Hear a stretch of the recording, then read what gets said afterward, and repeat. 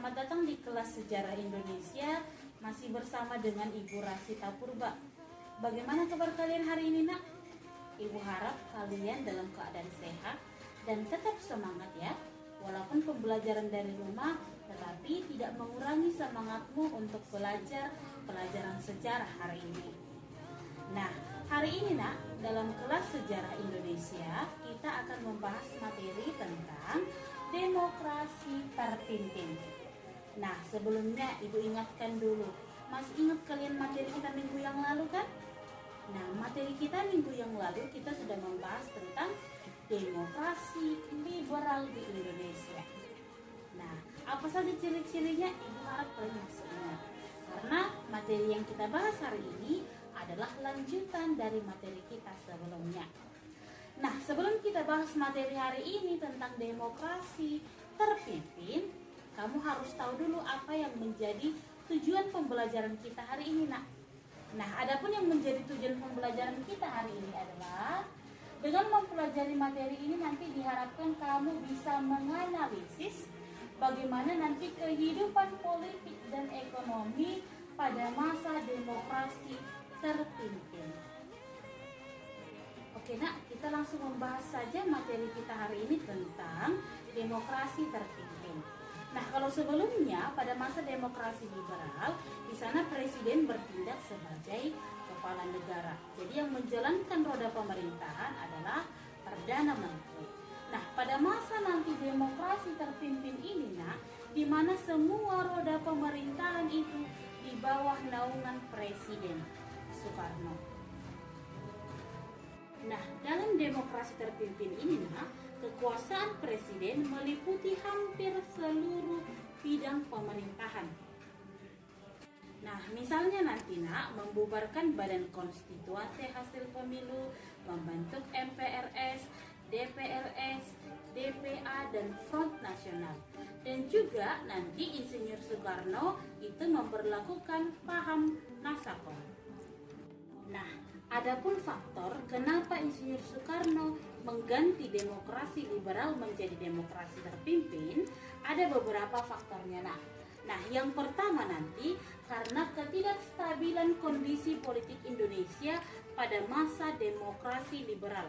Nah, seperti kita sudah pelajari sebelumnya bahwa terjadinya pergantian 7 kali kabinet. Otomatis hal ini mengganggu stabilitas politik. Nah, kemudian seperti yang kedua, karena nanti di mana partai-partai politik itu nak saling mementingkan kepentingan masing-masing dan juga nanti partai politik saling menjatuhkan. Seperti kita sudah bahas juga, misalnya kalau ada mosi tidak percaya dengan satu partai, langsung ganti kabinet. Ada tidak percaya dengan satu partai, langsung ganti kabinet. Nah, seperti itu. Kemudian Presiden Soekarno menganggap bahwa demokrasi liberal ini tidak sesuai dengan kepribadian orang-orang Indonesia. Kemudian juga yang keempat, yaitu adanya nanti gerakan-gerakan separatis yang mengganggu kestabilan politik di Indonesia. Nah, jadi anak-anak Ibu, adapun tujuan Insinyur Soekarno memberlakukan demokrasi terpimpin adalah untuk menstabilkan kehidupan politik dan ekonomi Indonesia. Karena sebelumnya terjadi pergolakan politik karena sering jatuh bangun kabinet. Nah, langsung saja kita bahas hari ini tentang bagaimana kehidupan politik Indonesia pada masa demokrasi terpimpin. Jadi kamu harus tahu bahwa kehidupan politik pada masa demokrasi terpimpin tidak terlepas dari pelaksanaan demokrasi yang terpusat kepada kepemimpinan Presiden Soekarno. Atau dalam kehidupan politik, Insinyur Soekarno ini menjadi aktor tunggal dalam kehidupan politik bangsa Indonesia. Tahu maksudnya aktor tunggalnya, Nak? Jadi dialah yang menguasai atau mengkoordinir semuanya. Nah, pada nanti peringatan HUT RI tahun 1959, Nak, Insinyur Soekarno nanti berpidato dengan judul pidatonya yaitu penemuan kembali revolusi kita. Dalam pidatonya dia menyerukan yang pertama adanya semangat revolusi, yang kedua kedaulatan sosial, dan yang ketiga nanti penyusunan ulang lembaga. ya. Jadi nanti revolusi yang diusulkan oleh Insinyur Soekarno itu nanti dikenal dengan manifesto politik atau manipol. Tadi ada 5. Nah, yang pertama nanti Undang-Undang Dasar 1945, yang kedua Sosialisme Indonesia, yang ketiga Ekonomi Terpimpin, yang keempat Demokrasi Terpimpin, dan yang kelima Kepribadian Indonesia. Jadi kelima gagasan penting manipol ini nanti dikenal dengan manipol Usdek. Nanti manipol Usdek yang kelima ini inilah nanti yang menjadi ideologi resmi dan juga nanti garis besar haluan negara di Indonesia pada masa demokrasi terpimpin. Pada masa nanti demokrasi terpimpin, peran partai politik itu dibatasi oleh Insinyur Soekarno. Nah, seperti kita ketahui pada masa demokrasi liberal, partai politik itu kan tumbuh dengan sangat subur. Nah, sedangkan pada masa demokrasi terpimpin nanti, partai politik itu dibatasi. Ada beberapa syarat ya sesuai dengan nanti PP nomor 7 tahun 1959, di mana nanti yang pertama, setiap partai politik harus menerima dan membela Undang-Undang Dasar tahun 1945 dan juga Pancasila. Kemudian yang kedua, menggunakan cara damai dan demokrasi untuk mewujudkan cita-cita politik. Nah, yang ketiga nanti menerima bantuan luar negeri tetapi harus seizin presiden, yaitu Insinyur Soekarno. Nah, kemudian memiliki cabang minimal 1/4 di wilayah Indonesia.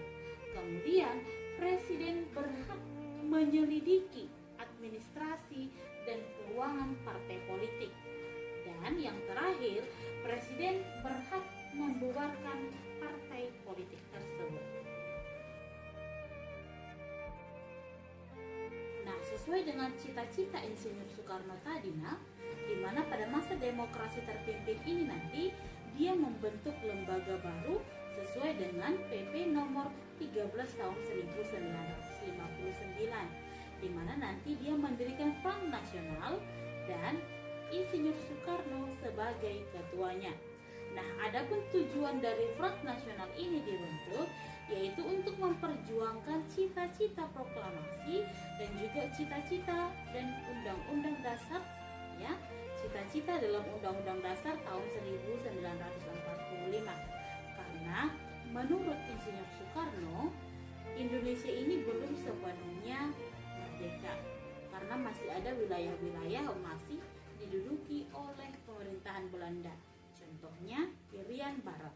Nah, selain membentuk lembaga baru, nanti Insinyur Soekarno juga nanti membentuk Resopim, yaitu Revolusi Sosialisme Indonesia dan juga Pimpinan Nasional, di mana tujuan Resopim ini untuk memperkuat kedudukan Presiden Soekarno.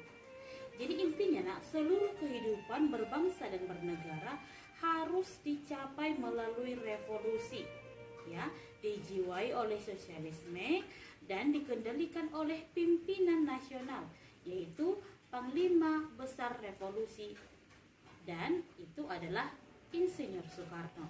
Nah, selain Resopim tadi, Insinyur Soekarno juga nanti memberlakukan paham Nasakom, yaitu nasionalis, agama, dan komunis. Nah, hal ini juga nanti yang membuat PKI ya atau Partai Komunis Indonesia bertumbuh pesat dan berkembang pesat di Indonesia. Nah, bahkan PKI ini meyakinkan Soekarno bahwa mereka adalah pendukung utama pemerintah. Melihat kondisi ini, Angkatan Darat tidak tinggal diam, ya.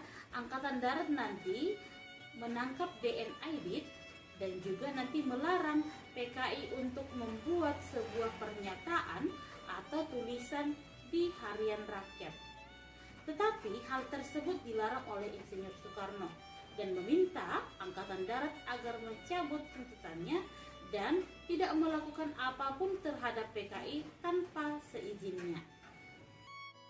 Nah, Tujuan Insinyur Soekarno memberlakukan demokrasi terpimpin ini nak, dimana ekspektasinya dia ingin menciptakan kehidupan berdasarkan nanti pada permusyawaratan dan perwakilan. Tetapi realitanya dia atau presiden ingin menjadi yang paling berkuasa di Indonesia. Hal ini bisa kita lihat atau bisa kamu lihat dari yang sudah Ibu jelaskan tadi ya nak. Nah, itulah tadi kehidupan politik pada masa demokrasi terpimpin. Nah, sekarang kita lihat yang kedua, bagaimana kehidupan ekonomi pada masa demokrasi terpimpin. Nah, nanti ada beberapa hal. Yang pertama nantilah dia menerapkan sistem ekonomi terpimpin, yaitu terpusat kepada pemerintahan atau di bawah nanti pemerintahan Insinyur Soekarno. Artinya dia nanti menerapkan sistem ekonomi terpimpin yang cenderung bersifat etatisme. Artinya, segala urusan ekonomi dan kebijakan ekonomi hingga peraturan ditentukan oleh pemerintah. Nah, sekian pembelajaran kita hari ini nak, ya. Ibu harap kamu sudah paham seperti apa kondisi politik dan ekonomi pada masa demokrasi terpimpin. Kalau ada pertanyaanmu, silahkan kamu buat di WA grup kita. Ingat ya nak, pembelajaran sejarah itu harus banyak membaca. Jadi banyak-banyak membaca dan tetap semangat belajar. Sampai jumpa minggu depan.